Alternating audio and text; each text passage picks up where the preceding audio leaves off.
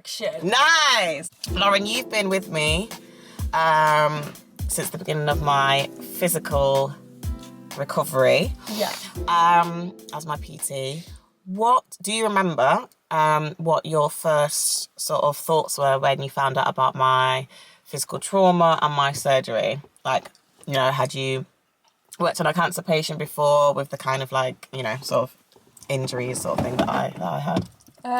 No, so when you came in for your consultation, it did sort of like take me back a bit because it hadn't been anything that I'd experienced before, and it wasn't like someone had never come in and said this before. And I was sort of, I had been PTing a lot less time than I have now. Okay. When you came in as well. So it was like an experience that like took me aback at first. Not that I showed you that. Yeah, no, you didn't at all. Okay, right, let's think about what we're going to... And I was just like, well, we don't have to do anything different to what I would normally do with you.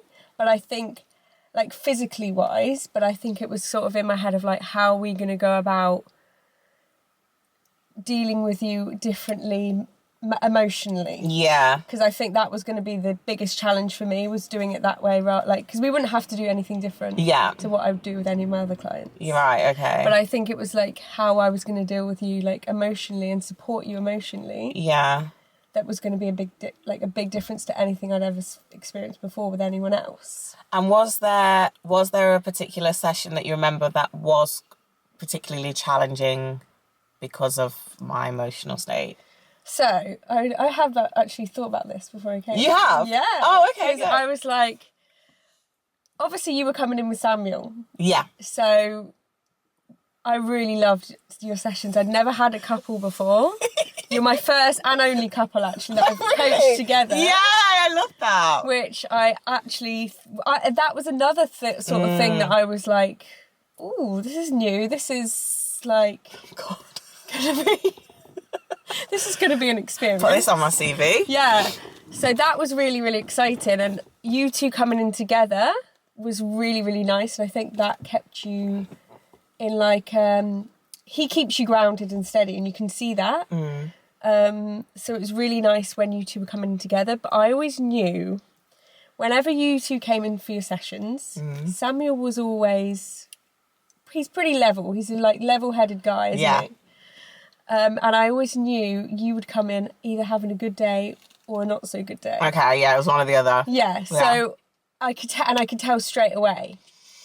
So there was, I wouldn't say there's a particular session that I can think of where you were struggling or having a bad time. But I kind of got the vibe from you straight away. And actually, you'd usually tell me as well, like you'd come in and say, look, this isn't a good day for me. To be honest, I could already tell when you were walking through the door. So then I knew, okay, let's just deal with this differently and support you in a different way. And usually, when you came in having a good day, you two would just motivate each other. And really, I didn't have to do that much. Right. Like, to motivate you, because you just did it yourselves, and you just motivated each other and had a bit of competition with each other.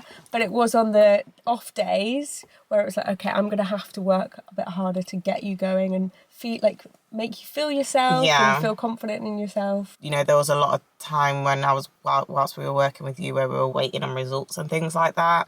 I was really anxious a lot of the time, and being in the gym with you and Samuel was like a real like escapism and another focus. And I think because for me, I like to see change quite quickly. Like I like to make things and create things because it's like, okay, I work on it and then I see the results and it's very satisfying. And I think working with you on like getting my fitness up was really, it worked for me because it was like, okay, I'm doing this and I'm seeing a result. I'm doing this and I'm seeing a result. It was like helpful for my mental health as well. Yeah. A lot of the time it was therapy, like actual therapy, like doing those sessions with you. So really, really grateful. Do you remember when the moment I changed from client to friend? Yes. When was it? It's pretty early on. Was it? Yeah, of course it was. Good. Because I like knew that we were really getting on, and I was just so looking forward to you coming in. Nice. I was like, I just can't wait. Oh, I can't wait for the session. Nice. Oh, I'd look at my diary. Oh, Shalisha and Samuel today. Yay! And just laughing. Like, all silly. the time. Very silly. Just laughing and just, like, even just feeling comfortable as a client, feeling comfortable taking the mick out of me. Which obviously I wouldn't do with all my clients because I've got to be professional. But I think that was when it changed because I was like, oh shit, did I just do that? I remember we were all kind of being a bit open about our women's health. I've had women's health issues. You've had women's health issues. How has that sort of affected our friendship and changed our friendship? I think being able to, like, listen to each other and not assume that the other person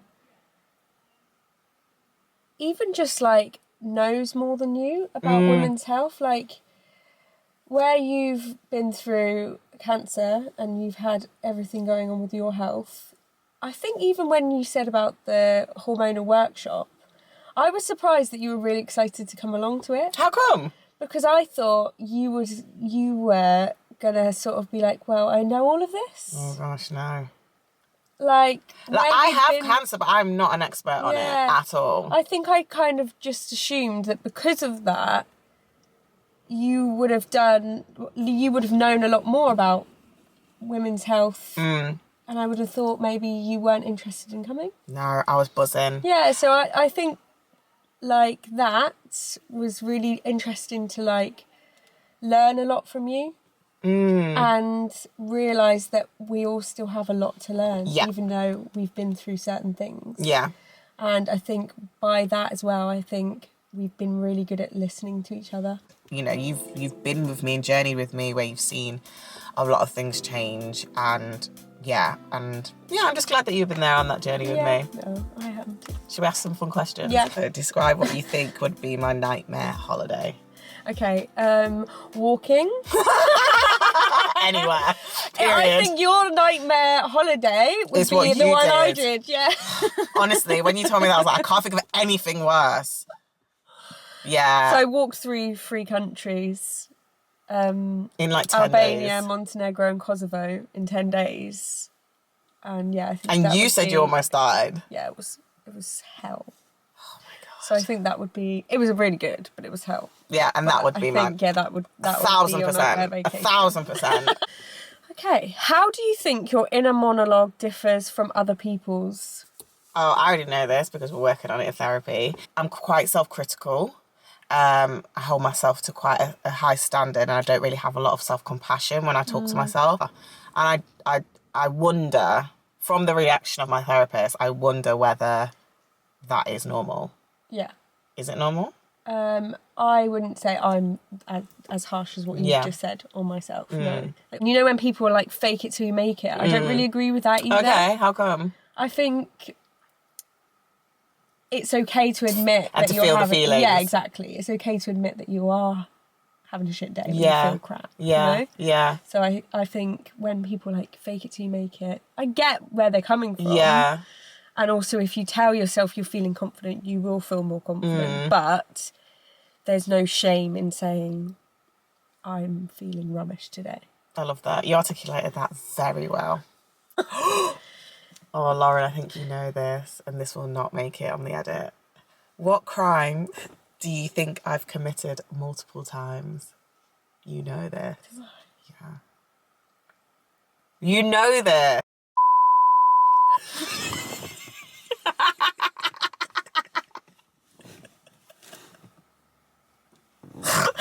Yeah. We're going in deep, y'all. What do you think I am learning from you?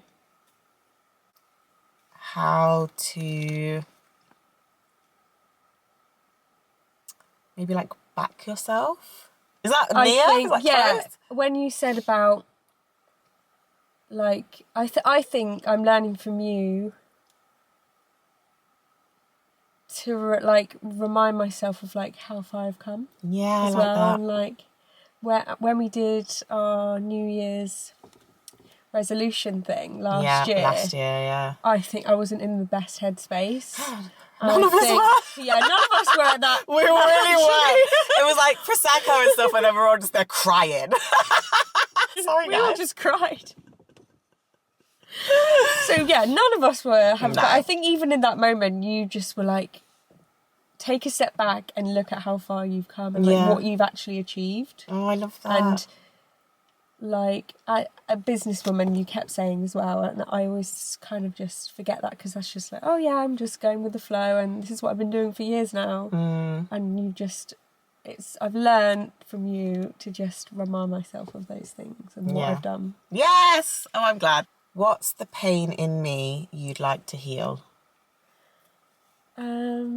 I think it's your worries. Like even today, the first thing you said to me was you've had a scare and you've been worried about it and anxious. And something that, again, you were like putting off going to get sorted because you're just worried a lot of the time. Whereas a logical brain could have seen it as like, okay, it could be this, but it could be this and it could be this. Let's go get it checked. Whereas you were just worried. Before it probably even happened, your worries were there. So when it actually did happen, you're so worried and you didn't see it in a logical way. No. So I think I can just imagine that you're worried every day about this cancer coming back. And it's a worry of yours every single day.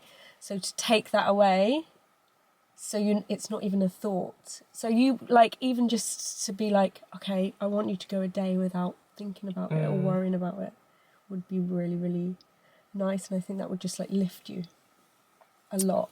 Yeah. Yeah, so if you could take that away, that'd be great. Yes. When have you seen me as my best self? Oh, so many times. So many times. Today. Aww. You're glowing. I feel like I am. You are. You're glowing. Yeah, today is a good day for you. Yeah, you look great. Your energy is right. You've got the joy back. You've got the confidence back. Like, you've got a lot of things on, like, you've got a lot of plates to be spinning, but you see, oh, babe. Yeah. Yeah, you are. You are. You were dealt a shitty hand recently, and you've just been like, bam, bam, bam, bam. You are now, like, stepping into clearly where you're meant to be. It's so clear. I feel really privileged to walk by you whilst you're doing it. We don't see each other all the time. No. So it's not been nice to see you and be like, and you be like, how are you? And I'm like, yeah, I'm good actually. Yes. Because I haven't had that for so long. Yeah. It's Oh, yeah. So that's the answer to the question. When have I seen you at your best self? Right now. Yeah. What do you think drives me? I think what drives you is other people and wanting to make other people happy. And maybe I'm not saying that's like always the best thing, but it's something that's also amazing about you. Because I think about you and Samuel, it's like he's your life, isn't he? And I think you want to show up for him, for example, and you want to show up for your friends, and you want to show up for your career and things like that. They're literally like the three most important things to me. Exactly. So I think they're your huge drives in life. Yeah. Which is lovely. It's honestly amazing because you're so selfless. Thank you. Which is such a nice quality to have in an amazing friend. Oh, I'm so glad you said that because I don't know if that comes across. I think one of my... This is not me. I'm really accepting. This is not me rejecting what you're saying, but I don't know that I come... because I'm confident, and sometimes I feel like it comes across as like a bit self-obsessed. But that's like... couldn't be further from like what it is. So that's really nice that you don't give off that vibe from what I see of you as a person anyway, because like you're always, I suppose you are always talking about yourself but with those other people. Do you know what I mean? I can tell that those things drive you, and that's why you want to be healthier and better. Love that. Is because you want to improve all of those things. Love that. Thank you. The camera died, but I have one more question for Lauren. Okay, last question. What are you taking away from this conversation today? Like, how are you feeling? I feel really good. Do you? Yeah. Do you want a pack of these? Should I get you a Liam one? Well, first of all, I was like, oh, when you said that there's a couples one, I was Yeah. like, oh, that's really cool. Yeah. I really like that. That's what you'll get. Well, even the questions that you were saying were the fun ones, they were still quite deep. Yeah, they were. It's been nice to have conversations like that, because I don't have them every day. Yeah. It's just to talk and think about things that you wouldn't normally. And get to know each other a bit better. Yeah, exactly. And think about your friend and see them in a different way, or find out a bit more. I'm just grateful for our friendship. Like, it came out of nowhere, really. And it's actually, you add things to my life. And I think that's so special when you're in your 30s to, like, just find that still. Yeah. And honestly, Lauren, I can't wait to be an auntie. Me too. Prepare to be sick of me.